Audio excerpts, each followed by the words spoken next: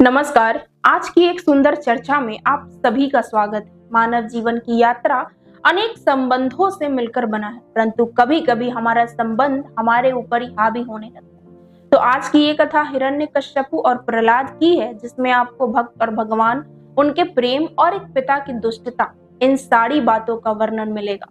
क्योंकि दुनिया के हर एक रिश्ते से बढ़कर भक्त और भगवान का रिश्ता होता है। तो पूर्व काल में दिति के पुत्र महाबली हिरण्यकश्यपु, जिसने परम पिता भगवान ब्रह्मा का घोर तपस्या किया, घोर आराधना किया, वर्षों के तपस्या के बाद भगवान ब्रह्मा प्रकट हुए और उन्होंने कहा कि वत्स, मैं तुम्हारे इस घोर तपस्या से बहुत ही प्रसन्न हूँ, मुझसे कोई वरदान मांगो। हिरण्यकश्यपु तो इसी दिन के लिए इतने सालों से तपस्या कर रहा है। उसने भगवान ब्रह्मा से कहा कि मुझे अमर होने का वरदान दीजिए। ब्रह्मा जी बोले कि मैंने ये सृष्टि बनाई जरूर है, परंतु इस सृष्टि का कुछ नियम है, इसी कारण मैं किसी को भी अमरत्व होने का वरदान नहीं दे सकता हूँ। हिरण्यकश्यप बहुत ही चालाक था। उसने दोबारा वरदान मांगा कि मुझे एक ऐसा वर दीजिए जिससे ना मुझे कोई दिन में, न रात में, न बाहर, न भीतर, न कोई मनुष्य, न देवता, कोई भी मुझे मार ना सके। भगवान ब्रह्मा उसकी चालाकी को समझ गए, पर फिर भी उसे वरदान देकर के वहां से चले गए। ब्रह्मा जी के वरदान से युक्त होकर उसने संपूर्ण त्रिलोक को अपने वश में कर लिया। इंद्रप्रस्थ का भोग करते हुए अपने आप को नारायण समझने लगा। संपूर्ण प्रजा हिरण्यकश्यपु की उपासना करते थे और जो लोग ऐसा नहीं करते थे उसे वह दंड देता था। उसी हिरण्यकश्यपु के घर में बहुत समय के बाद उनकी पत्नी कयादु के गर्भ से प्रहलाद का जन्म हुआ। वह बालक थोड़े ही समय के बाद अपने गुरु के आश्रम बालोचित पाठ करने के लिए चला गया। एक दिन बालक प्रहलाद अपने गुरु के साथ अपने पिता हिरण्यकश्यपु के घर आया। उस समय हिरण्यकश्यपु मदपान में चूर था। वह अपने दिव्य तेजस्वी बालक को गोद में उठा करके कहता है कि पुत्र, अब तक तुमने जो कुछ भी शिक्षा अध्ययन किया है वह सब मुझे पढ़ करके सुनाओ। प्रहलाद बोले कि पिताजी, अब तक मैंने जो भी ज्ञान अर्जित किया है वह सब मैं आपको सुनाता हूँ। जो दिव्य, मध्य और अजन्मा है, उन भगवान श्री हरि को मैं प्रणाम करता हूँ। जैसे ही हिरण्यकश्यपु ये बात सुना, वह क्रोध में आंख लाल करता हुआ प्रहलाद के गुरु की ओर देखते हुए बोले कि दुर्बुद्धि, तुमने मेरे पुत्र को मेरे ही शत्रु का ज्ञान दिया है। गुरु जी ने कहा कि आप क्रोध नहीं करिए, ये जो कुछ भी बोल रहा है वह सब मैंने इसे नहीं सिखाया है। तब हिरण्यकश्यपु दोबारा अपने पुत्र प्रहलाद से पूछे कि बताओ, तुम्हें आखिर ये ज्ञान किसने दिया। उस समय प्रहलाद बोले कि समस्त हृदय में स्थित भगवान विष्णु ही समस्त संसार के उपदेशक है।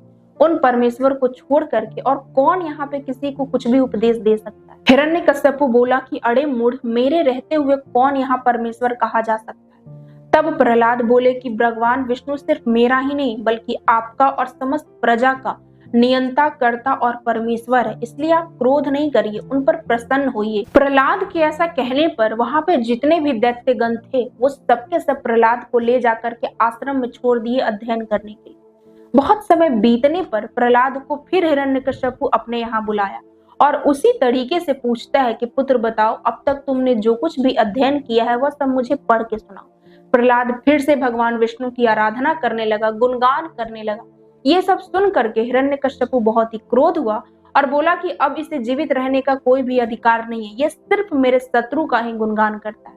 उस समय वहां पे जितने दैत्यगण थे वो सबके सब प्रहलाद को मारने को तैयार हुए। प्रहलाद को सर्पों से कटवाने के लिए सर्प ग्रह में डाला गया, फिर भी कुछ नहीं हुआ। फिर उसे पहाड़ों की ऊंची चोटी से फेंकवा दिया गया, वहां से भी कुछ भी नहीं हुआ। तब अंतिम में जलती हुई आग में बैठा दिए, तब भी कुछ नहीं हुआ। तब पुरोहित जी कहते हैं कि आपको अपने पुत्र पे क्रोध करने की जरूरत नहीं है, क्योंकि आपको तो देवताओं पे क्रोध करना चाहिए, उसी के वजह से ये सारी चीजें हो रही है। पुरोहित जी बोले कि आप अपने पुत्र को हमारे पास छोड़ दीजिए अध्ययन के लिए, इसे मैं ज्ञान दूंगा ताकि ये नारायण का विपक्षी हो जाए।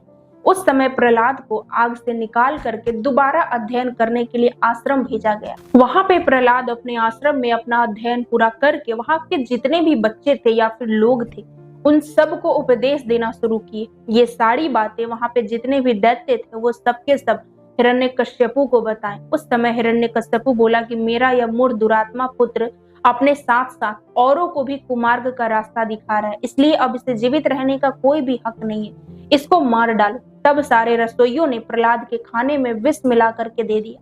उस समय प्रहलाद अपने खाने को भगवान का भोग लगा करके खा गए और उस हलाहल विष को भी पचा लिया।